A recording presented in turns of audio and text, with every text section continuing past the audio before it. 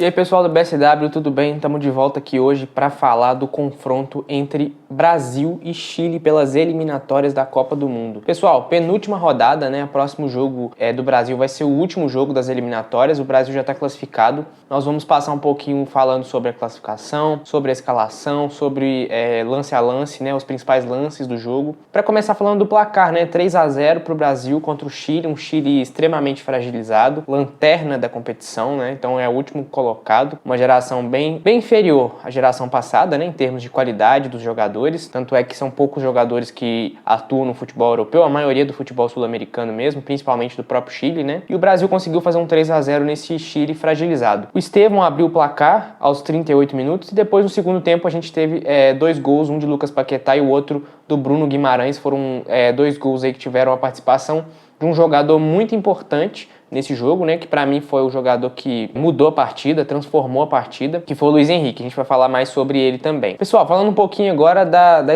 escalação. Começando pela escalação do Brasil, né? Alisson no gol, Wesley na lateral direita, Marquinhos e Gabriel Magalhães. Surpresa pra mim o Gabriel Magalhães sendo titular e ele se provou um excelente jogador, principalmente na fase construtiva da seleção brasileira, então acho que foi um acerto do Ancelotti. E outra surpresa também foi a escalação do Douglas Santos na lateral esquerda, jogador do Zenit, que até a própria convocação dele foi surpreendente pra mim, né?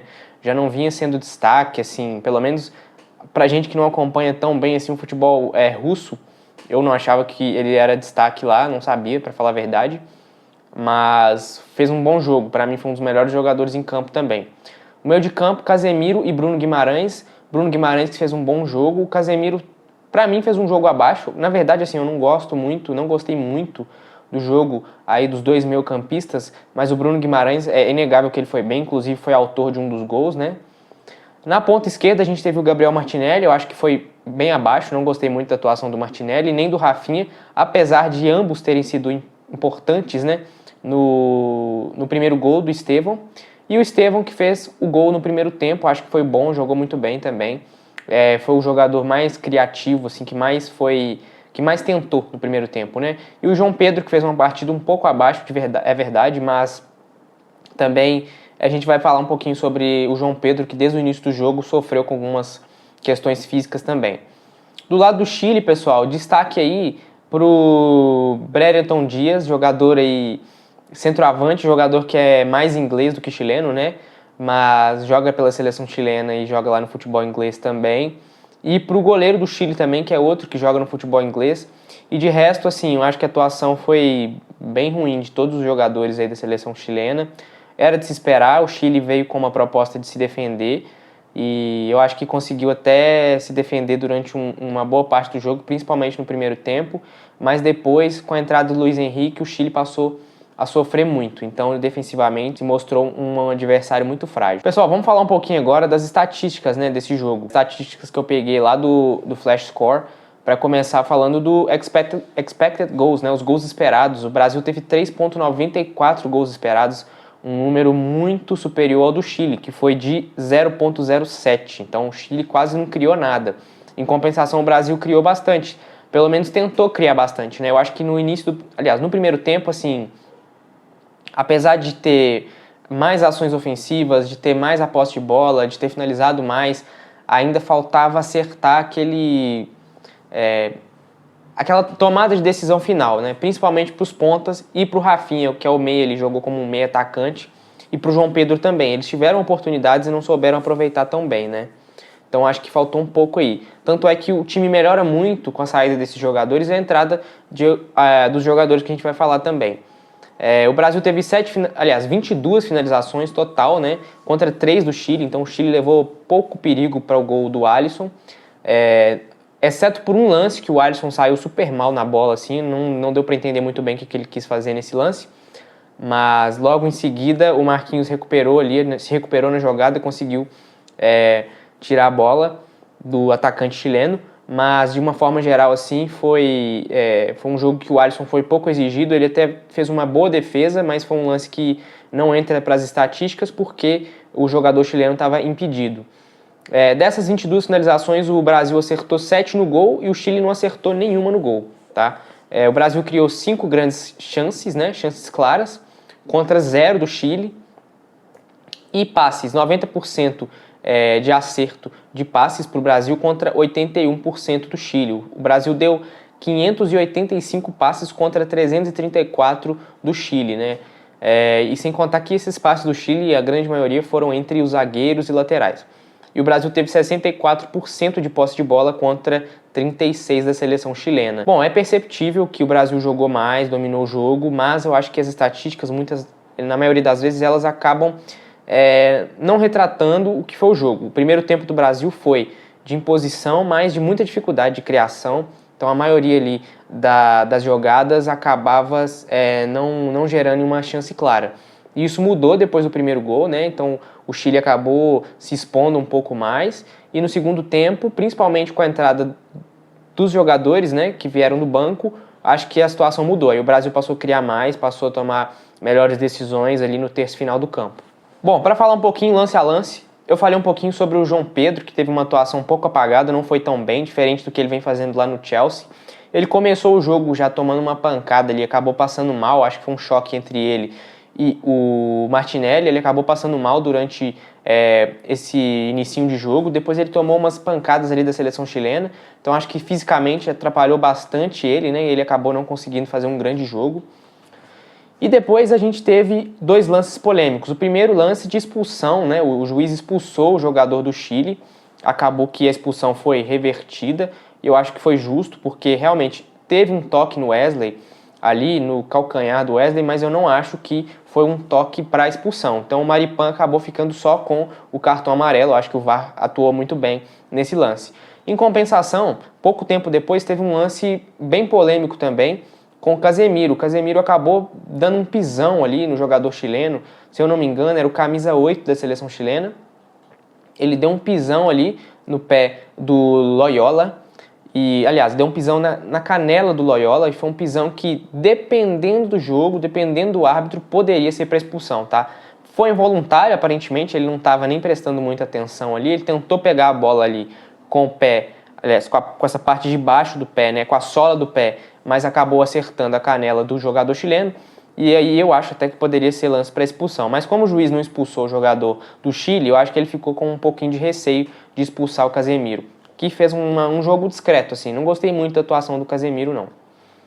Bom, vamos falar um pouquinho agora do lance do primeiro gol. Foi interessante, alguns pontos que eu quero falar aqui, trazer aqui, né? Primeiro, na construção da jogada, que começou com o Gabriel Magalhães. No terceiro gol, aliás, no segundo gol, se eu não me engano também, a gente vai ver que ele foi importantíssimo para a construção do gol, e nesse gol não foi diferente. Então ele teve bastante liberdade para achar o passe para o Douglas Santos. O Douglas Santos conduziu bem a bola até ali o campo ofensivo, fez um passe para o Martinelli, que estava bem na ponta ali, e o Martinelli achou o João Pedro. O João Pedro foi muito inteligente nessa jogada, e o Douglas Santos também, porque o Douglas Santos já atacou um espaço vazio que a seleção chilena tinha deixado, e o João Pedro já fez um lançamento para ele ficou bem livre, e ele tomou a decisão correta. Ele esperou o Rafinha infiltrar, fez um passe para o Rafinha, e o Rafinha finalizou. O goleiro do Chile acabou espalmando a bola, mas aí no rebote ali, vamos dizer assim, né, a bola talvez até fosse entrar, mesmo naquele chute do Rafinha, mas o Estevão foi muito bem. Talvez a bola não entrasse, não dá para saber.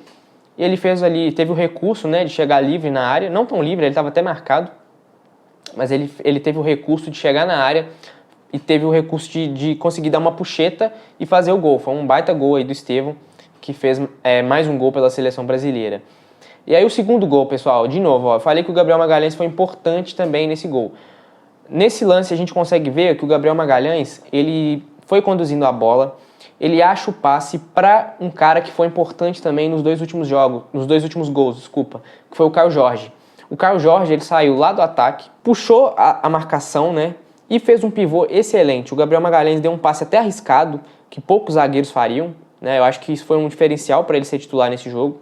Fez o passe para o Caio Jorge fez um pivô, achou o Paquetá, né, tabelou com o Paquetá, vamos dizer assim, mas o Paquetá, ele viu o Luiz Henrique livre. Depois o Paquetá fez um passe para o Luiz Henrique, eu acho que o passe não foi tão bom, ele atrasou um pouco a jogada, mas o Luiz Henrique entrou muito bem, para mim foi o melhor jogador da partida, tá? Mesmo tendo atuado poucos minutos, ele jogou muito bem, então foi o jogador mais diferente, assim, em termos de ações ofensivas.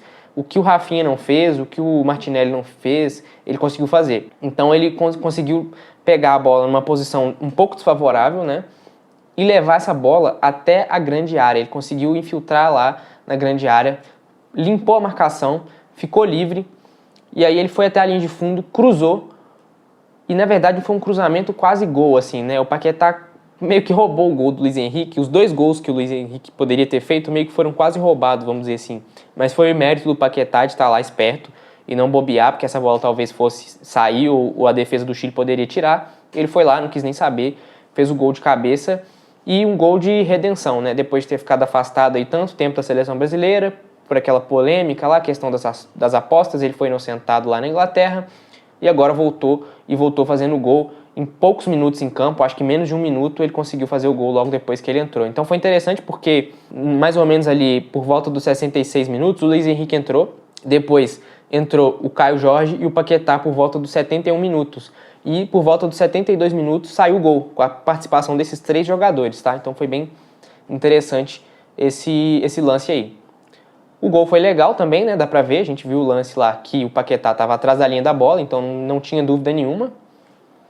E o terceiro gol, como eu falei, o Caio Jorge foi importante também nesse terceiro gol, porque na saída de bola do Chile, o Brasil subiu a marcação e o Caio Jorge foi até o final, uma coisa que ele faz muito no Cruzeiro, inclusive, né? Então ele foi lá, marcou muito bem a saída de bola do adversário, o zagueiro deu um passe totalmente errado, a bola sobrou pro Luiz Henrique, que foi fazendo a limpa, driblou todo mundo e conseguiu fazer a finalização. A bola entrou, quase entrou na verdade, né? A bola bateu na trave e não chegou a entrar, e aí o Bruno Guimarães estava lá livre para poder empurrar a bola e fazer o terceiro gol para a seleção brasileira, tá, pessoal? Bom, acho que de forma geral, assim, minha avaliação final que foi um bom jogo da seleção brasileira, apesar de ser um adversário frágil, que foi essa seleção chilena, uma geração fraca, mas foi um jogo que o Brasil soube ter paciência, soube marcar gols, que é o mais importante no futebol, e também, detalhe, né, atenção aí para as mudanças do técnico da seleção brasileira, o Ancelotti, no segundo tempo, que mudaram totalmente o patamar do jogo e, né, transformaram esse placar em um placar mais elástico. Então foi muito interessante ver essas mudanças e também a escolha, né, por 2 jogadores que eu achei que não seriam titulares, que é o Douglas Santos e o Gabriel Magalhães. Para mim, o zagueiro titular ou seria o Militão ou seria o Alexander, né? E ele entrou com o Gabriel Magalhães, como eu falei, foi importantíssimo nesses 2 gols do Brasil. Beleza, pessoal? E é isso. Se você gostou, não se esqueça de deixar seu like, se inscrever no canal, compartilhar esse vídeo e comenta aí o que você achou, tá bom? Um abraço e até a próxima. Tchau!